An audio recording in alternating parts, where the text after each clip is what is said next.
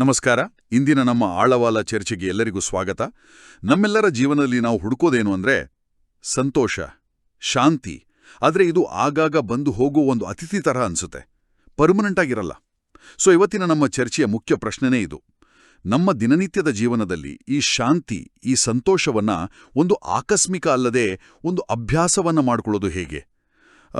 ಇದಕ್ಕಾಗಿ ನಮ್ಮದಿರೋದು ಒಂದು ಆಧ್ಯಾತ್ಮಿಕ ಪ್ರವಚನದ ಸಾರಾಂಶ. ಇದು ನಮಗೆ ಒಂದು ರೀತಿ ಕಂಪ್ಲೀಟ್ ಗೈಡ್ಲೈನ್ಸ್ ಕೊಡುತ್ತೆ. ಹೌದು, ನೀವು ಹೇಳಿದ್ದು ಬಹಳ ಸರಿ. ಇದೊಂದು ಮಾರ್ಗಸೂಚಿ. ಅಂದ್ರೆ ಕೇವಲ ಕೇಳಿ ಖುಷಿ ಪಡೋ ತತ್ವಜ್ಞಾನ ಅಲ್ಲ ಇದು. ಇದೊಂದು ಪ್ರಾಕ್ಟಿಕಲ್ ಟೂಲ್ ಕಿಟ್ ಅಂತಾನೆ ಹೇಳ್ಬೋದು. ನಮ್ಮ ಮಾತು, ನಮ್ಮ ನಡವಳಿಕೆ, ನಮ್ಮ ಮನಸ್ಸಲ್ಲಿ ಓಡೋ ಯೋಚನೆಗಳು ಅಷ್ಟೇ ಯಾಕೆ, ನಮ್ಮ ಮುಖದ ಮೇಲಿನ ಭಾವನೆ ಕೂಡ, ಇವೆಲ್ಲವನ್ನು ಪಾಸಿಟಿವ್ ಆಗಿ, ದೈವಿಕವಾಗಿ ಬದಲಾಯಿಸೋದು ಹೇಗೆ ಅನ್ನೋದ್ರ ಮೇಲೆ ಈ ಚರ್ಚೆ ಬೆಳಕು ಚೆಲ್ಲಲಿದೆ. ಇದೊಂದು ರೀತಿ ನಮ್ಮ ಆಂತರಿಕ ಜಗತ್ತಿನ ಒಂದು ಮೇಕೋವರ್ ಇದ್ಹಾಗೆ. ಆಂತರಿಕ ಮೇಕೋವರ್, ವಾಹ್, ಇದು ಕೇಳೋಕೆ ತುಂಬಾ ಚೆನ್ನಾಗಿದೆ. ಹಾಗಾದ್ರೆ ಇದನ್ನ ಒಂದೊಂದಾಗಿ ಬಿಡಿಸಿ ನೋಡೋಣ. ಈ ಪ್ರವಚನದ ಒಂದು ಮುಖ್ಯವಾದ ಅಂಶದಿಂದ ಶುರು ಮಾಡೋಣ ಅನ್ಸುತ್ತೆ. ನಮ್ಮ ಬಾಯಿಂದ ಯಾವಾಗಲೂ ಜ್ಞಾನದ ರತ್ನಗಳು ಬರಬೇಕು, ಮತ್ತೆ ನಮ್ಮ ಮುಖ ಯಾವಾಗಲೂ ಖುಷಿಯಾಗಿರ್ಬೇಕು ಅಂತ ಹೇಳಲಾಗಿದೆ. ಇದರ ನಿಜವಾದ ಅರ್ಥವೇನು? ಯಾಕಂದ್ರೆ ದಿನವಿಡೀ ನಗ್ತಾ ಇರೋದು ಪ್ರಾಕ್ಟಿಕಲ್ ಆಗಿ ಸಾಧ್ಯನಾ? ಖಂಡಿತ ಸಾಧ್ಯ. ಇಲ್ಲಿ ಬಾಹ್ಯ ನಗುವಿಗಿಂತ ಆಂತರಿಕ ಸಂತೋಷಕ್ಕೆ ಹೆಚ್ಚು ಒತ್ತು ಕೊಟ್ಟಿದ್ದಾರೆ. ನಮ್ಮೊಳಗೆ ಶಾಂತಿ, ಸಂತೋಷ ತುಂಬಿದ್ರೆ ಅದು ಸಹಜವಾಗಿ ನಮ್ಮ ಮುಖದ ಮೇಲೆ ಕಾಣಿಸುತ್ತೆ ಅಲ್ವಾ? ಅಂದ್ರೆ ನಮ್ಮ ಮುಖವೇ ನಮ್ಮ ಆಂತರಿಕ ಸ್ಥಿತಿಯ ಒಂದು ಸರ್ಟಿಫಿಕೇಟ್ ಆಗ್ಬೇಕು. ಇನ್ನು ಜ್ಞಾನದ ರತ್ನಗಳು ಅಂದ್ರೆ ನಮ್ಮ ಮಾತುಗಳು ಬೇರೆಯವರಿಗೆ ಸ್ಫೂರ್ತಿ, ಧೈರ್ಯ ಮತ್ತು ಜ್ಞಾನವನ್ನ ಕೊಡಬೇಕು. ಕಲ್ಲುಗಳ ಹಾಗೆ ನೋವು ಕೊಡೋ ಅಥವಾ ಪ್ರಯೋಜನಕ್ಕೆ ಬಾರದ ಮಾತುಗಳಲ್ಲ. ಓಕೆ, ಹಾಗಾದ್ರೆ ನಮ್ಮೊಳಗೆ ನಿಜವಾದ ಬದಲಾವಣೆ ಆಗ್ತಿದೆಯಾ ಅಂತ ನಮಗ್ ನಾವೇ ಕೇಳ್ಕೋಬೇಕಾದ್ರೆ ಎಲ್ಲಿಂದ ಶುರು ಮಾಡೋದು? ಈ ಆಕಾರ ಒಂದು ಸರಳವಾದ 4 ಹಂತದ ಸೆಲ್ಫ್ ಚೆಕ್ ಕೊಡುತ್ತೆ ಅಂತ ಕಾಣಿಸುತ್ತೆ. ಇದು ಶುರುವಾಗೋದೇ ನಮ್ಮ ನಡತೆಯಿಂದ, ಅಂದ್ರೆ ನಮ್ಮ ಚಲನ್ನಿಂದ. ಹೌದು, ಮೊದಲನೆಯದು ದೇವತೆಗಳಂತಹ ನಡತೆ. ಚಲನ್ ಅಂದ್ರೆ ಕೇವಲ ನಮ್ಮ ನಡಿಗೆಯಲ್ಲ, ನಮ್ಮ ಪ್ರತಿಯೊಂದು ಕೆಲಸ, ವ್ಯವಹಾರ, ಮಾತು, ನಮ್ಮ ನೋಟ ಕೂಡ ಇದರಲ್ಲಿ ಸೇರಿದೆ. ದೇವತೆಗಳು ಅಂದಾಗ ನಮಗೆ ಏನ ನೆನ್ಪಾಗತ್ತೆ? ಶಾಂತಿ, ಪವಿತ್ರತೆ. ಹೌದು, ಸೌಮ್ಯತೆ, ಎಲ್ಲರ ಬಗ್ಗೆ ಒಳ್ಳೆ ಭಾವನೆ. ಹಾಗೆಯೇ ನಮ್ಮ ನಡವಳಿಕೆಯನ್ನ ನೋಡಿದಾಗ ಬೇರೆಯವರಿಗೆ ಆ ಪವಿತ್ರತೆಯ ಅನುಭವ ಆಗಬೇಕು. ನಮ್ಮ ಜೊತೆ ಇದ್ರೆ ಅವರಿಗೆ ಸೇಫ್ ಮತ್ತೆ ಶಾಂತ ಅನ್ಸ್ಬೇಕು. ಇದೊಂದು ರೀತಿ ನಮ್ಮ ವೈಬ್ ಅಥವಾ ಆರಾವನ್ನ ಪಾಸಿಟಿವ್ ಆಗಿ ಇಟ್ಕೊಳ್ಳೋದು ಅಂತ ಹೇಳ್ಬೋದು.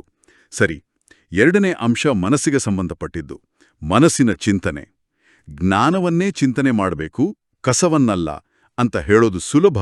ಆದರೆ ಪ್ರಾಕ್ಟಿಕಲ್ ಆಗಿ ಬೇರೆಯವರ ಬಗ್ಗೆ ಅಥವಾ ವ್ಯರ್ಥ ವಿಷಯಗಳ ಬಗ್ಗೆ ಯೋಚನೆಗಳು ಬಂದೇ ಬರ್ತವಲ್ಲ, ಆ ಕ್ಷಣದಲ್ಲಿ ಅದನ್ನು ನಿಲ್ಲಿಸೋಕೆ ಆಕಾರದಲ್ಲೇನಾದ್ರೂ ಉಪಾಯ ಇದೆಯಾ? ಖಂಡಿತ. ಅದಕ್ಕೊಂದು ಸುಂದರವಾದ ಹೋಲಿಕೆ ಇದೆ. ನಮ್ಮ ಮನಸ್ಸು ಒಂದು ಫ್ಯಾಕ್ಟರಿ ಇದ್ದೇ ಹಾಗೆ. ಓಕೆ, ಅದಕ್ಕೆ ನಾವು ಜ್ಞಾನದ ಕಚ್ಚಾ ವಸ್ತುವನ್ನ ಕೊಟ್ರೆ ಅದು ಜ್ಞಾನದ ಉತ್ಪನ್ನಗಳನ್ನ, ಅಂದ್ರೆ ಶಕ್ತಿಶಾಲಿ ಮತ್ತು ಸಕಾರಾತ್ಮಕ ಯೋಚನೆಗಳನ್ನ ತಯಾರಿಸುತ್ತೆ. ಅದೇ ನಾವು ಅದಕ್ಕೆ ಬೇರೆಯವರ ತಪ್ಪುಗಳು, ನಿನ್ನೆಯ ಘಟನೆಗಳು, ನಾಳೆಯ ಚಿಂತೆ ಅನ್ನೋ ರಾ ಮೆಟೀರಿಯಲ್ ಕೊಟ್ರೆ ಅದು ದುಃಖ, ಕೋಪ, ಭಯ ಅನ್ನೋ ಕಸವನ್ನೇ ಉತ್ಪಾದನೆ ಮಾಡುತ್ತೆ. ಅಂದ್ರೆ ಇನ್ಪುಟ್ ಸರಿಯಿದ್ರೆ ಔಟ್ಪುಟ್ ಸರಿ ಇರುತ್ತೆ. ಹೌದು. ಹಾಗಾಗಿ ನಾವು ನಮ್ಮ ಮನಸ್ಸಿನ ಫ್ಯಾಕ್ಟ್ರಿಗೆ ಯಾವ ರಾ ಮೆಟೀರಿಯಲ್ ಕೊಡ್ತಿದ್ದೀವಿ ಅನ್ನೋದ್ರ ಬಗ್ಗೆ ಸದಾ ಎಚ್ಚರವಾಗಿರ್ಬೇಕು. ಒಳ್ಳೆ ಪುಸ್ತಕ ಓದೋದು, ಒಳ್ಳೆ ಮಾತು ಕೇಳೋದು, ಇವೆಲ್ಲ ಮನಸ್ಸಿಗೆ ಕೊಡೋ ಒಳ್ಳೆ ಆಹಾರ. ಅಂದ್ರೆ ನಮ್ಮ ಮನಸ್ಸಿನ ನ್ಯೂಸ್ ಫೀಡನ್ನ ನಾವೇ ಕ್ಯೂರೇಟ್ ಮಾಡಬೇಕು. ಅದ್ಭುತವಾಗಿದೆ. ಸರಿ, ನಮ್ಮ ನಡತೆ ಸರಿ ಹೋಯ್ತು, ಮನಸ್ಸಿನ ಯೋಚನೆಗಳು ಶುದ್ಧವಾದವು. ಇದರ ಸಹಜ ಪರಿಣಾಮ ನಮ್ಮ ಮಾತಿನ ಮೇಲೆ ಆಗ್ಬೇಕಲ್ವೇ? ಅದೇ ಬಹುಶಃ ಮೂರನೇ ಅಂಶ. ಖಂಡಿತ. ಮೂರನೇದು ವಾಣಿಯ ಪವಿತ್ರತೆ. ಜ್ಞಾನದಲ್ಲಿರೋ ಆತ್ಮ ಯಾರನ್ನೂ ನಿಂದಿಸೋದಿಲ್ಲ, ದೂಷಿಸೋದಿಲ್ಲ. ಪ್ರತಿಯೊಬ್ಬರನ್ನೂ ದೇವರ ಮಗು, ನಮ್ಮ ಆತ್ಮೀಯ ಸಹೋದರ ಅಥವಾ ಸಹೋದರಿ ಅಂತ ನೋಡಿದಾಗ ಕಠಿಣ ಶಬ್ದಗಳು ಬಾಯಿಂದ ಬರಲು ಸಾಧ್ಯವೇ ಇಲ್ಲ. ಮಾತಿನಲ್ಲಿ ಸಹಜವಾಗಿ ಮಾಧುರ್ಯ ಮತ್ತೆ ಗೌರವ ಬರುತ್ತೆ. ನಿಂದಿಸೋದಿರ್ಲಿ, ಜೋರಾಗಿ ಮಾತಾಡೋದು ಕೂಡ ನಮ್ಮ ಘನತೆಗೆ ಶೋಭೆ ತರೋಲ್ಲ ಅಂತ ಆಕರ ಹೇಳುತ್ತೆ. ಸರಿ, ನಮ್ಮ ನಡತೆ, ಮನಸ್ಸು ಮತ್ತು ಮಾತು ಈ ಮೂರೂ ಸರಿಯಾದ ದಾರಿಯಲ್ಲಿದ್ರೆ ಅದರ ಪರಿಣಾಮ ನಮ್ಮ ಮುಖದ ಮೇಲೆ ಕಾಣಿಸಲೇಬೇಕಲ್ವೇ? ಅದೇ ಈ 4ನೆಯ ಮತ್ತು ಅಂತಿಮ ಅಂಶ. ಸದಾ ಹರ್ಷಚಿತ್ತವಾದ ಮುಖ. ಅಂದ್ರೆ ಈ ಮುಖದ ಮೇಲಿನ ಖುಷಿ ಅನ್ನೋದು ಒಂದು ಫೈನಲ್ ರಿಪೋರ್ಟ್ ಕಾರ್ಡ್ ಇದ್ದಾಗೆ. ಒಳಗಡೆ ಎಲ್ಲ ಸರಿ ಇದ್ರೆ ಹೊರಗಡೆ ಅದು ಕಾಣಿಸ್ತದೆ. ನಿಖರವಾಗಿ. ಆಗ ಸಂತೋಷಕ್ಕಾಗಿ ನಮಗೆ ಹೊರಗಿನ ವ್ಯಕ್ತಿ, ವಸ್ತು ಅಥವಾ ಸನ್ನಿವೇಶಗಳ ಅವಶ್ಯಕತೆ ಇರೋದಿಲ್ಲ. ಆ ಸಂತೋಷ ನಮ್ಮೊಳಗಿಂದಲೇ ಬರುತ್ತೆ, ಅದು ಶಾಶ್ವತವಾಗಿರುತ್ತೆ. ಇದೊಂದು ಅದ್ಭುತವಾದ ಪರಿಶೀಲನಾ ಪಟ್ಟಿಯಲ್ವಾ? ಹೌದು. ಹಾಗಾದ್ರೆ ಈ 4 ಚಿಹ್ನೆಗಳು ಜ್ಞಾನಿಯ ಲಕ್ಷಣಗಳು ಅಂತ ಗೊತ್ತಾಯ್ತು. ಆದರೆ ಜ್ಞಾನ ಅಂದ್ರೇನು? ಸಾಮಾನ್ಯವಾಗಿ ಜ್ಞಾನ ಅಂದ್ರೆ ಪುಸ್ತಕ ಓದೋದು, ಪದವಿ ಪಡೆಯೋದು ಅಂದ್ಕೊಳ್ತೀವಿ. ಆದರೆ ಇಲ್ಲಿ ಜ್ಞಾನ ಮತ್ತು ಭಕ್ತಿಯ ನಡುವೆ ಒಂದು ಸುಂದರವಾದ ಹೋಲಿಕೆ ಮಾಡಿದ್ದಾರೆ. ಭಕ್ತಿಯನ್ನ ರಾತ್ರಿಗೂ, ಜ್ಞಾನವನ್ನ ಹಗಲಿಗೂ ಹೋಲಿಸಲಾಗಿದೆ. ಹೌದು, ಇದು ಬಹಳ ಆಳವಾದ ಹೋಲಿಕೆ. ರಾತ್ರಿಯ ಕತ್ತಲಲ್ಲಿ ನಮಗೆ ದಾರಿ ಕಾಣೋದಿಲ್ಲ, ಎಡವುತ್ತೇವೆ, ದಾರಿ ತೋರಿಸುವಂತ ದೇವರಲ್ಲಿ ಬೇಡ್ಕೋತೀವಿ. ಭಕ್ತಿಯ ಮಾರ್ಗವೂ ಹೆಚ್ಚಾಗಿ ಹಾಗೇ ಇರುತ್ತೆ. ದೇವ್ರೇ, ದಾರಿ ತೋರು, ನನ್ನ ಕಷ್ಟಗಳನ್ನ ದೂರ ಮಾಡು ಅಂತ ಪ್ರಾರ್ಥಿಸ್ತೀವಿ. ಆದರೆ ಜ್ಞಾನವೆಂಬ ಹಗಲು ಬಂದಾಗ ಏನಾಗುತ್ತೆ? ಎಲ್ಲವೂ ಸ್ಪಷ್ಟವಾಗಿ ಕಾಣಿಸುತ್ತೆ. ದಾರಿ ಯಾವುದು, ಗುರಿ ಯಾವುದು, ನಾನ್ಯಾರು, ಎಲ್ಲಿಗೆ ಹೋಗ್ಬೇಕು, ಎಲ್ಲವೂ ಸ್ಪಷ್ಟವಾಗುತ್ತೆ. ಆಗ ನಾವು ಬೇಡೋದನ್ನ ಬಿಟ್ಟು ನಡೆಯೋಕೆ ಶುರು ಮಾಡ್ತೀವಿ. ಜ್ಞಾನದಿಂದ ಸದ್ಗತಿ ಅಂದ್ರೆ ಶ್ರೇಷ್ಠ ಸ್ಥಿತಿ ಸಿಗುತ್ತೆ ಅಂತ ಹೇಳಲಾಗಿದೆ. ಹಾಗಾದ್ರೆ ಈ ನಿಜವಾದ ಜ್ಞಾನ ಅಂದ್ರೆ ಏನು? ನೂರಾರು ಗ್ರಂಥಗಳನ್ನ ಓದೋದಾ? ಇಲ್ಲ, ಖಂಡಿತ ಇಲ್ಲ. ಆಕಾರದ ಪ್ರಕಾರ ನಿಜವಾದ ಜ್ಞಾನವನ್ನ ಕೇವಲ 3 ಸರಳ ಅಂಶಗಳಲ್ಲಿ ಹಿಡಿದಿಟ್ಟಿದ್ದಾರೆ. 1. ನನ್ನ ನಿಜವಾದ ಪರಿಚಯ. ನಾನು ಈ ದೇಹವಲ್ಲ, ಒಂದು ಚೈತನ್ಯ ಶಕ್ತಿ ಅಂದ್ರೆ ಆತ್ಮ. ನನ್ನ ಮೂಲ ಸ್ವರೂಪ ಶಾಂತಿ ಮತ್ತು ಪವಿತ್ರತೆ. 2. ಪರಮಾತ್ಮನ ಅಂದ್ರೆ ಆ ಪರಮಚೇತನ ಶಿವನ ನಿಜವಾದ ಪರಿಚಯ. ಅವರು ನಿರಾಕಾರ ಜ್ಯೋತಿ, ಜ್ಞಾನದ ಸಾಗರ, ಎಲ್ಲರ ತಂದೆ. ಮತ್ತು 3. ಈ ಸೃಷ್ಟಿಚಕ್ರದ ಜ್ಞಾನ ಅಂದ್ರೆ ನಮ್ಮ 84 ಜನ್ಮಗಳ ಆಟದ ಕಥೆ. ಈ 3 ವಿಷಯಗಳನ್ನ ತಿಳಿದುಕೊಳ್ಳುವುದೇ ನಿಜವಾದ ಜ್ಞಾನ. ಒಂದು ನಿಮಿಷ. ಇದೇ ಜ್ಞಾನದ ಮುರಳಿಯ ಜಾದೂ ಅಂತ ಹೇಳಲಾಗ್ತಿದೆ. ಇದು ಕೃಷ್ಣ ಊದುವ ಮರದ ಕೊಳಲಿನಂತಲ್ಲ. ಈ ಜ್ಞಾನದ ಮುರಳಿಯನ್ನ ನಿರಾಕಾರ ಶಿವ ಅಂದ್ರೆ ಪರಮಚೇತನ, ಪ್ರಜಾಪಿತ ಬ್ರಹ್ಮರ ಮೂಲಕ ನುಡಿಸ್ತಾರೆ ಅಂತ ಈ ಆಕರ ಹೇಳುತ್ತೆ. ಅಂದ್ರೆ ಇದೊಂದು ದೈವಿಕ ಜ್ಞಾನ ಅನ್ನೋದಿದ್ರ ಅರ್ಥ. ಈ ಜ್ಞಾನದಿಂದ ನಾವು ಮುಳ್ಳಿನಂಥ ಸ್ವಭಾವದಿಂದ ಹೂಮಿನಂತೆ ಪರಿವರ್ತನೆ ಆಗ್ತೀವಿ. ಹೌದು. ಈ ಪರಿವರ್ತನೆಯ ಪ್ರಕ್ರಿಯೆಯಲ್ಲಿ ನಾವು ನಮ್ಮಲ್ಲಿರೋ ಆಸುರಿ ಅವಗುಣಗಳನ್ನ ಅಂದ್ರೆ ನಕಾರಾತ್ಮಕ ಗುಣಗಳನ್ನ ತೆಗೆದುಹಾಕ್ಬೇಕು. ಆಕರದಲ್ಲಿ ಇದನ್ನ ಬಹಳ ಚಿತ್ರಾತ್ಮಕವಾಗಿ ವಿವರಿಸಿದ್ದಾರೆ. ಉದಾಹರಣೆಗೆ, ಕೋಪ ಬಂದಾಗ ನಮ್ಮ ಮುಖ ತಾಮ್ರದಂತೆ ಕೆಂಪಾಗತ್ತೆ, ಕಾಮದ ವಿಕಾರ ಬಂದಾಗ ಕಪ್ಪಾಗತ್ತೆ ಅಂತ. ಈ ಹೋಲಿಕೆ ಇದೆಯಲ್ಲ, ಇದು ತುಂಬಾ ವಿಜುವಲ್ ಆಗಿದೆ. ಇವತ್ತಿನ ದಿನದಲ್ಲಿ ಇದನ್ನ ನಮ್ಮ ವೈಬ್ ಅಥವಾ ಆರಾ ಹಾಳಾಗುತ್ತೆ ಅಂತಾನೂ ಹೇಳ್ಬೋದು ಅಲ್ವಾ? ನಮ್ಮೊಳಗಿನ ನೆಗೆಟಿವಿಟಿ ನಮ್ಮ ಹೊರಗಿನ ವ್ಯಕ್ತಿತ್ವದ ಮೇಲೆ ನೇರವಾಗಿ ಪರಿಣಾಮ ಬೀರುತ್ತೆ ಅನ್ನೋದು ಇದರ ಸಾರಾಂಶ. ಖಂಡಿತ. ಈ ನಕಾರಾತ್ಮಕತೆಯನ್ನ ಯೋಗದ ಅಗ್ನಿಯಿಂದ ಅಂದ್ರೆ ದೇವರ ನೆನಪಿನ ಶಕ್ತಿಯಿಂದ ಸುಟ್ಟಾಕ್ಬೇಕು. ಆಗ ನಾವು ಮತ್ತೆ ನಮ್ಮ ಸಹಜ ಸೌಂದರ್ಯವನ್ನ ಆಂತರಿಕ ಮತ್ತು ಬಾಹ್ಯ ಎರಡನ್ನೂ ಮರಳಿ ಪಡಿತೀವಿ. ಇಲ್ಲಿ ಲೌಕಿಕ ಶಿಕ್ಷಣ ಮತ್ತು ಈ ಅಲೌಕಿಕ ಅಂದ್ರೆ ದೈವಿಕ ಶಿಕ್ಷಣದ ನಡುವೆ ಒಂದು ಹೋಲಿಕೆಯೂ ಇದೆ. ನಾನಿದನ್ನ ಸರಿಯಾಗಿ ಅರ್ಥ ಮಾಡ್ಕೋಬೇಕು. ಲೌಕಿಕ ಶಿಕ್ಷಣ ಈ ಒಂದು ಜನ್ಮಕ್ಕೆ, ಆದರೆ ಈ ದೈವಿಕ ಶಿಕ್ಷಣ 21 ಜನ್ಮಗಳಿಗೆ ಅಂತ ಹೇಳಲಾಗ್ತಿದೆ. ಇದು ಬಹಳ ದೊಡ್ಡ ಹೇಳಿಕೆ. ಇದರ ಹಿಂದಿನ ತರ್ಕವಾದರೂ ಏನು? ಇದರ ತರ್ಕ ಸರಳವಾಗಿದೆ. ಲೌಕಿಕ ಶಿಕ್ಷಣದಿಂದ ನಮ್ಗೆ ಈ ಜನ್ಮದಲ್ಲಿ ಒಂದು ಉದ್ಯೋಗ, ಹಣ, ಹೆಸರು ಸಿಗ್ಬೋದು. ಆದ್ರೆ ನಮ್ಮ ಕರ್ಮದ ಖಾತೆ ಮತ್ತು ಸಂಸ್ಕಾರಗಳು ಮುಂದಿನ ಜನ್ಮಕ್ಕೆ ಹೋಗುತ್ತೆ. ಈ ದೈವಿಕ ಶಿಕ್ಷಣ ನಮ್ಮ ಸಂಸ್ಕಾರಗಳನ್ನೇ ಪರಿವರ್ತಿಸುತ್ತೆ. ಶ್ರೇಷ್ಠ ಸಂಸ್ಕಾರಗಳನ್ನ ತುಂಬೋದ್ರಿಂದ ಮುಂದಿನ 21 ಜನ್ಮಗಳ ಕಾಲ ನಾವು ಸುಖಿ ಮತ್ತು ಸಂಪನ್ನ ಜೀವನವನ್ನ ನಡೆಸ್ತೀವಿ. ಅಂದ್ರೆ ಸ್ವರ್ಗದಲ್ಲಿ ದೇವತೆಗಳಾಗ್ತೀವಿ. ಈ ಜನ್ಮದ ಪುಣ್ಯದ ಫಲ ಅದು. ಸರಿ, ಈ ದಾರಿ ಅಷ್ಟು ಸುಲಭವಾಗಿದ್ರೆ ಎಲ್ಲರೂ ದೇವತೆಗಳಾಗಬೇಕಿತ್ತು. ಆದರೆ ಇಲ್ಲಿ ಮಾಯೆ ಅನ್ನೋ ಒಂದು ಅಡಚಣೆಯ ಬಗ್ಗೆಯೂ ಹೇಳಲಾಗಿದೆ. ಇದನ್ನ ರಾಮವಂಶಿ ಮತ್ತು ರಾವಣವಂಶಿಗಳ ಯುದ್ಧಕ್ಕೆ ಹೋಲಿಸಲಾಗಿದೆ. ಇದರ ಅರ್ಥವೇನು? ಇದು ನಮ್ಮೊಳಗೆ ನಡೆಯೋ ಯುದ್ಧ. ನಾವು ಆತ್ಮಪ್ರಜ್ಞೆಯಲ್ಲಿದ್ದಾಗ, ದೇವರ ಮಕ್ಕಳು ಅನ್ನೋ ಸ್ಮೃತಿಯಲ್ಲಿದ್ದಾಗ ನಾವು ರಾಮವಂಶಿಗಳು. ಆದ್ರೆ ಯಾವಾಗ ನಾವು ದೇಹದ ಅಹಂಕಾರಕ್ಕೆ ಬರ್ತೀವೋ, ನಾನು, ನನ್ನದು ಅನ್ನೋ ಭಾವನೆಗೆ, ಆಗ ನಾವು ರಾವಣವಂಶಿಗಳಾಗ್ತೀವಿ. ಮಾಯೆ ಅಂದ್ರೆ ಇದೇ ದೇಹದ ಅಹಂಕಾರ. ಈ ಯುದ್ಧ ನಿರಂತರವಾಗಿ ನಡೆಯುತ್ತೆ. ಕೆಲವೊಮ್ಮೆ ಜ್ಞಾನದಲ್ಲಿ ಚೆನ್ನಾಗಿ ನಡೀತಿದ್ದವರು ಮಾಯೆಯಿಂದ ಸೋತ್ ಹೋಗ್ತಾರೆ.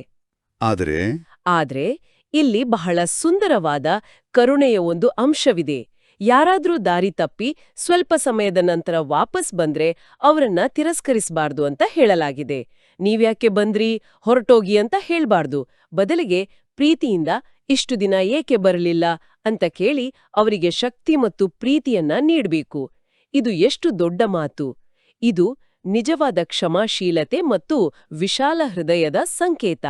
ಹೌದು, ಯಾಕಂದ್ರೆ ಪರಮಾತ್ಮನ ದೃಷ್ಟಿಯಲ್ಲಿ ಎಲ್ರೂ ಮಕ್ಕಳೇ. ಹಾಗಾದ್ರೆ ಈ ಮಾಯೆ ಮೇಲೆ ಗೆಲುವು ಸಾಧಿಸೋದು ಹೇಗೆ? ಅದಕ್ಕೆ ಒಂದು ಮುಖ್ಯ ಉಪಾಯವೆಂದರೆ ಸೇವೆಯಲ್ಲಿ ಸದಾ ನಿರತರಾಗಿರೋದು. ನಾವು ಸೇವೆಯಲ್ಲಿ ಮಗ್ನರಾಗಿದ್ರೆ ವ್ಯರ್ಥ ಯೋಚನೆಗಳಿಗೆ ಸಮಯವೇ ಇರೋದಿಲ್ಲ. ಆದರೆ ಕೆಲವೊಮ್ಮೆ ಸೇವೆ ಅನ್ನೋದು ಒಂದು ಹೊರೆಯಾಗಿ ಕರ್ತವ್ಯವಾಗಿ ಬಿಡುತ್ತಲ್ಲ, ಅದರಿಂದ ದಣಿವಾಗುತ್ತೆ. ಆ ಉತ್ಸಾಹವನ್ನ ಹೇಗೆ ಉಳಿಸ್ಕೊಳ್ಳೋದು? ಅದಕ್ಕೆ ಆಕರದಲ್ಲಿ ಹೇಳಿರೋದು ಸೇವೆಯನ್ನ ಒಂದು ಆಟ ಅಥವಾ ಉತ್ಸವ ಅಂತ ಭಾವಿಸ್ಬೇಕು. ಜ್ಞಾನದ ಚಿಂತನೆಯಲ್ಲಿ ಮಗ್ನರಾಗಿದ್ರೆ ಸೇವೆಯ ಹುಮ್ಮಸ್ಸು ತಾನಾಗಿಯೇ ಇರುತ್ತೆ. ಸೇವೆಯಿಂದ ದಣಿಬಾರ್ದು, ಬದಲಿಗೆ ಸೇವೆಯಿಂದ ಶಕ್ತಿ ತುಂಬಿಸ್ಕೋಬೇಕು. ಮನಸ್ಸು ದಣಿದಾಗ ಅಥವಾ ಗೊಂದಲವಾದಾಗ ನೆನಪಿನ ಯಾತ್ರೆಗೆ ಒಂದು ಅತ್ಯಂತ ಸರಳ ಮತ್ತು ಶಕ್ತಿಶಾಲಿ ವಿಧಾನವನ್ನು ತಿಳಿಸಲಾಗಿದೆ. ಅಲ್ಫ್ ಅಂದ್ರೆ ಒಬ್ಬನನ್ನ ನೆನಪಿಸಿರಿ. ಅಲ್ಫ್ ಅಂದ್ರೆ ಒಬ್ಬ. ಆ ಒಬ್ಬ ನಿರಾಕಾರ ಶಿವಬಾಬಾ, ಬೇರೆ ಯಾರನ್ನೂ ಅಲ್ಲ. ಯಾರೇ ಸಿಕ್ರೂ ಅವರಿಗೆ ಇದೊಂದೇ ಮಾತನ್ನ ಹೇಳಿ, ಆ ಒಬ್ಬ ತಂದೆಯನ್ನ ನೆನ್ಪಿಸಿ. ಆ ನೆನಪಿನಿಂದಲೇ ರಾಜ್ಯಭಾಗ್ಯ ಅಂದ್ರೆ ಸಂಪೂರ್ಣ ಸುಖ ಸಿಗುತ್ತೆ. ಆ ತಂದೆಯ ನಿಸ್ವಾರ್ಥತೆ ನೋಡಿ. ಅವರು ನಮ್ಗಾಗಿ ಸ್ವರ್ಗವನ್ನ ಸ್ಥಾಪಿಸ್ತಾರೆ, ಆದ್ರೆ ತಾವೇ ರಾಜರಾಗೋದಿಲ್ಲ. ಅವರು ಪವಿತ್ರ ಜಗತ್ತಾದ ಸತ್ಯಯುಗಕ್ಕೆ ಬರೋದೂ ಇಲ್ಲ. ಅವರ ಕೆಲಸವೇ ಈ ಹಳೆಯ ದುಃಖಿ ಜಗತ್ತನ್ನ ಹೊಸದಾಗಿಸೋದು. ಈ ಅರಿವಿನಲ್ಲಿದ್ರೆ ಮಾಯೆಯ ಮೇಲೆ ಸುಲಭವಾಗಿ ಜಯ ಸಾಧಿಸ್ಬೋದು. ಅದ್ಭುತ. ಹಾಗಾದ್ರೆ ಇಷ್ಟೆಲ್ಲ ಚರ್ಚೆಯಿಂದ ನಮ್ಮ ದೈನಂದಿನ ಜೀವನದಲ್ಲಿ ಅಳವಡಿಸಿಕೊಡೋಕೆ 2 ಮುಖ್ಯ ಅಂಶಗಳನ್ನು ನೀಡಲಾಗಿದೆ. ಮೊದಲನೇದು, ಖುಷಿಯಾದ ಮುಖದಿಂದ ತಂದೆಯ ಹೆಸರನ್ನ ಬೆಳಗಿಸೋದು. ಇದಕ್ಕೊಂದು ಪ್ರಾಕ್ಟಿಕಲ್ ಟಿಪ್ ಕೂಡ ಇದೆ. ಬೆಳಿಗ್ಗೆ ಕನ್ನಡಿಯ ಮುಂದೆ ನಿಂತು ಸ್ವಗೌರವದ ಅಭ್ಯಾಸ ಮಾಡೋದು. ಹೌದು, ಬೆಳಿಗ್ಗೆ ಎದ್ದು ಯೋಗದ ನಂತರ ಕನ್ನಡಿಯ ಮುಂದೆ ನಿಂತು ಕೆಲವು ಕ್ಷಣ ನಮ್ಮನ್ನೇ ನೋಡ್ಕೊಂಡು, ನಾನೊಬ್ಬ ಹರ್ಷಚಿತ್ತಮಣಿ ಆತ್ಮ, ನನ್ನ ಮುಖದಿಂದ ಸದಾ ಖುಷಿ ಮತ್ತು ಶಾಂತಿಯ ಕಿರಣಗಳು ಹರಡುತ್ತಿವೆ ಅಂತ ಅಭ್ಯಾಸ ಮಾಡಬಹುದು. ಇದು ನಮ್ಮ ಮನಸ್ಸಿಗೆ ಒಂದು ಪಾಸಿಟಿವ್ ಪ್ರೋಗ್ರಾಮಿಂಗ್ ಕೊಟ್ಟ ಹಾಗೆ. ನಂತರ ದಿನವಿಡೀ ನಮ್ಮ ಮಾತಿನ ಮೇಲೆ ಗಮನವಿಡಬೇಕು. ಮತ್ತು ಎರಡನೆಯದಾಗಿ, ಸೇವೆಯಲ್ಲಿ ಎಂದಿಗೂ ದಣಿಯಬಾರದು. ಯಾರಾದರೂ ಜ್ಞಾನವನ್ನ ಸ್ವೀಕರಿಸ್ತಿದ್ರೆ ನಿರಾಶರಾಗದೆ ಅವರ ಬಗ್ಗೆ ಶುಭ ಭಾವನೆ ಇಟ್ಕೊಳ್ಳೋದು. ಈ ಆತ್ಮವು ತಂದೆಯ ಮಗು, ಇಂದಲ್ಲ ನಾಳೆ ಖಂಡಿತವಾಗಿಯೂ ತಂದೆಯ ಬಳಿ ಬರುತ್ತೆ ಅನ್ನೋ ನಿರೀಕ್ಷೆ ಇಟ್ಕೊಳ್ಳೋದು. ಇದೂ ಕೂಡ ಒಂದು ರೀತಿಯಲ್ಲಿ ಆಂತರಿಕ ಶಕ್ತಿಯನ್ನ ಕಾಪಾಡಿಕೊಳ್ಳೋ ವಿಧಾನ. ಖಂಡಿತ. ಇದರ ಜೊತೆಗೆ ಒಂದು ಅತ್ಯಂತ ಶಕ್ತಿಶಾಲಿ ವರದಾನ ಅಥವಾ ಆಶೀರ್ವಾದದ ಬಗ್ಗೆಯೂ ಹೇಳಲಾಗಿದೆ. ಗೊಂದಲಕ್ಕೊಳಗಾಗೋ ಬದಲು ಸಡಿಲವಾದ ಸಂಪರ್ಕವನ್ನು ಸರಿಪಡಿಸಿ ಸಮಸ್ಯೆ ಮುಕ್ತರಾಗಿ ಅಂತ. ಇದು ಕೇಳೋಕೆ ಇಂಟ್ರೆಸ್ಟಿಂಗ್ ಆಗಿದೆ. ಸಡಿಲವಾದ ಸಂಪರ್ಕ ಅಂದ್ರೆ ವೈಫೈ ಸಿಗ್ನಲ್ ವೀಕ್ ಆದ ಹಾಗೇನೆ? ನಿಖರವಾಗಿ ಇದೇ ಹೋಲಿಕೆಯನ್ನ ಆಕರದಲ್ಲಿ ಬಳಸಿದ್ದಾರೆ. ವೈಫೈ ಸಿಗ್ನಲ್ ದುರ್ಬಲವಿದ್ದಾಗ ಏನೂ ಡೌನ್ಲೋಡ್ ಆಗೋದಿಲ್ಲ, ವಿಡಿಯೋ ಬಫರ್ ಆಗ್ತಾನೇ ಇರುತ್ತೆ, ನಮ್ಗೆ ಕಿರಿಕಿರಿಯಾಗತ್ತೆ. ಹಾಗೆಯೇ ಪರಮಾತ್ಮನೊಂದಿಗಿನ ನಮ್ಮ ನೆನಪಿನ ಸಂಪರ್ಕ ದುರ್ಬಲವಾದಾಗ ನಮ್ಗೆ ದೈವಿಕ ಶಕ್ತಿಗಳು ಸಿಗೋದು ನಿಂತು ಹೋಗುತ್ತೆ. ಆಗ ಸಣ್ಣ ಸಮಸ್ಯೆಯೂ ಬೆಟ್ಟದಂತೆ ದೊಡ್ಡದಾಗಿ ಕಾಣುತ್ತೆ. ವಾ, ಇದು ಅದ್ಭುತವಾದ ಅನಾಲಜಿ. ಹಾಗಾದ್ರೆ ಜೀವನದಲ್ಲಿ ಎಲ್ಲವೂ ಬಫರ್ ಆಗ್ತಿದೆ ಅಂತ ಅನಿಸಿದ್ರೆ ಅದು ಪ್ರಪಂಚದ ತಪ್ಪಲ್ಲ, ನನ್ನ ಸಿಗ್ನಲ್ ವೀಕ್ ಆಗಿದೆ ಅಂತ ಅರ್ಥ ಮಾಡ್ಕೋಬೇಕು. ಹಾಗಾದ್ರೆ ಆ ಕನೆಕ್ಷನ್ ಅನ್ನು ಸರಿಪಡಿಸೋದು ಹೇಗೆ? ಅದಕ್ಕೇನಾದ್ರೂ ಪಾಸ್ವರ್ಡ್ ಇದೆಯಾ? ಹೌದು, ಅದಕ್ಕೊಂದು ಮಹಾಮಂತ್ರವನ್ನ ನೀಡಲಾಗಿದೆ. ನಾನು ಬಾಬಾರವನು, ಬಾಬಾ ನನ್ನವನು. ಗೊಂದಲವಾದಾಗ ಧೈರ್ಯದಿಂದ 1-2 ನಿಮಿಷ ಶಾಂತವಾಗಿ ಕುಳಿತು ಈ ಒಂದು ಸ್ಮೃತಿಯನ್ನ, ಈ ಒಂದು ಅಧಿಕಾರವನ್ನ ದೃಢಪಡಿಸ್ಕೋಬೇಕು. ಸರ್ವಶಕ್ತಿವಂತ ತಂದೆ ನನ್ನವರು ಮತ್ತು ನಾನು ಅವರ ಮಗು ಅನ್ನೋ ಸ್ಮೃತಿ ಪಕ್ಕಾ ಆದಾಗ ಎಲ್ಲಾ ಶಕ್ತಿಗಳೂ ಸಹಾಯಕ್ಕಾಗಿ ಬರ್ತವೆ. ಆಗ ಸಮಸ್ಯೆ ಒಂದು ಆಟದಂತೆ ಭಾಸವಾಗುತ್ತೆ, ಕನೆಕ್ಷನ್ ಮತ್ತೆ ಸ್ಟ್ರಾಂಗ್ ಆಗುತ್ತೆ. ಮತ್ತು ನಮ್ಮ ಕನೆಕ್ಷನ್ ವೀಕ್ ಆಗೋಕೆ ಮುಖ್ಯ ಕಾರಣ ನಮ್ಮ ಹಳೆಯ ಸಂಸ್ಕಾರಗಳು, ಅಂದ್ರೆ ಹಳೆಯ ಕೆಟ್ಟ ಅಭ್ಯಾಸಗಳು. ಅದನ್ನ ಸರಿಪಡಿಸೋಕೆ ಕೊನೆಯದಾಗಿ ಬೀಜರೂಪ ಸ್ಥಿತಿಯ ಬಗ್ಗೆ ಹೇಳಲಾಗಿದೆ. ಅಂದ್ರೇನು? ಬೀಜರೂಪ ಸ್ಥಿತಿಯಂದ್ರೆ ನಮ್ಮ ಮೂಲ ಸ್ವರೂಪದಲ್ಲಿ ನೆಲೆಗೊಳ್ಳೋದು. ನಾವು ನಮ್ಮನ್ನು ಈ ದೇಹ, ನಮ್ಮ ಹೆಸರು, ನಮ್ಮ ಹುದ್ದೆ ಅಂತ ಭಾವಿಸದೆ ಕೇವಲ ಒಂದು ಪ್ರಕಾಶದ ಬಿಂದು, ಒಂದು ಚೈತನ್ಯ ಬೀಜ ಅಂತ ಅನುಭವಿಸೋದು. ಮರ ತನ್ನೆಲ್ಲ ವಿಸ್ತಾರವನ್ನ ಮರೆತು ಬೀಜದಲ್ಲಿ ಅಡಗಿದಂತೆ ನಾವು ನಮ್ಮೆಲ್ಲ ವ್ಯರ್ಥ ಯೋಚನೆಗಳನ್ನ ಬಿಟ್ಟು ಆತ್ಮವೆಂಬ ಬಿಂದುವಿನಲ್ಲಿ ಸ್ಥಿತರಾದಾಗ ದೇಹದ ಹಳೆಯ ಸಂಸ್ಕಾರಗಳ ಪ್ರಭಾವದಿಂದ ಪಾರಾಗ್ತೀವಿ. ಇದು ಅತ್ಯಂತ ಶಕ್ತಿಶಾಲಿ ಅಭ್ಯಾಸ. ಹಾಗಾದ್ರೆ ಇಂದಿನ ಈ ಚರ್ಚೆಯ ಸಾರಾಂಶವೆಂದ್ರೆ ನಮ್ಮ ಆಂತರಿಕ ಸ್ಥಿತಿಯೇ ನಮ್ಮ ಬಾಹ್ಯ ಪ್ರಪಂಚವನ್ನ ರೂಪಿಸುತ್ತೆ. ಖುಷಿಯಾದ ಮುಖ, ಜ್ಞಾನಭರಿತ ಮಾತು ಮತ್ತು ದೈವಿಕ ನಡತೆಯು ಕೇವಲ ಆದರ್ಶಗಳಲ್ಲ, ಬದಲಿಗೆ ದೈನಂದಿನ ಅಭ್ಯಾಸನ ಮೂಲಕ ಸಾಧಿಸಬಹುದಾದ ಸ್ಥಿತಿಗಳು. ಹೌದು. ಮತ್ತು ಯಾವುದೇ ಸಮಸ್ಯೆ ಬಂದಾಗ ಹೊರಗೆ ಪರಿಹಾರ ಹುಡುಕೋ ಬದಲು ಮೊದಲು ನಮ್ಮ ಮತ್ತು ಆ ಪರಮಶಕ್ತಿಯ ನಡುವಿನ ಕನೆಕ್ಷನ್ ಅನ್ನ ಪರಿಶೀಲಿಸ್ಕೋಬೇಕು. ಆ ಸಂಪರ್ಕ ಗಟ್ಟಿಯಾಗಿದ್ರೆ ದೊಡ್ಡ ಸಮಸ್ಯೆಯು ಒಂದು ಆಟದಂತೆ ಸುಲಭವಾಗಿ ಪರಿಹಾರವಾಗುತ್ತೆ. ಈ ಚರ್ಚೆಯ ಕೊನೆಯಲ್ಲಿ ಒಂದು ಯೋಚನೆ. ನಮ್ಮೆಲ್ಲರ ಜೀವನದಲ್ಲಿ ನಮ್ಮನ್ನು ಹೆಚ್ಚು ಪಾಸಿಟಿವ್ ಆಗಿ ಮತ್ತು ಶಕ್ತಿಶಾಲಿಯಾಗಿ ಇರಿಸುವ ಒಂದು ಮೂಲ ಇರುತ್ತೆ. ಕೆಲವರು ಅದನ್ನ ದೇವರು ಅನ್ಬಹುದು, ಇನ್ನು ಕೆಲವರು ಆತ್ಮಸ್ಥೈರ್ಯ ಅನ್ಬಹುದು. ಆ ನಮ್ಮ ಆಂತರಿಕ ಶಕ್ತಿಯ ಜೊತೆಗಿನ ಕನೆಕ್ಷನ್ ಅನ್ನ ದಿನನಿತ್ಯದ ಯಾವ ಸಣ್ಣ ಸಣ್ಣ ವಿಷಯಗಳು ಡಿಸ್ಟರ್ಬ್ ಮಾಡ್ತವೆ ಮತ್ತು ಆ ಕನೆಕ್ಷನ್ ಅನ್ನ ತಕ್ಷಣ ರೀಸೆಟ್ ಮಾಡೋಕ್ಕೆ ನಾವು ಅಳವಡಿಸಿಕೊಳ್ಳಬಹುದಾದ ಒಂದು ಸಿಂಪಲ್ ಅಭ್ಯಾಸ ಯಾವುದು?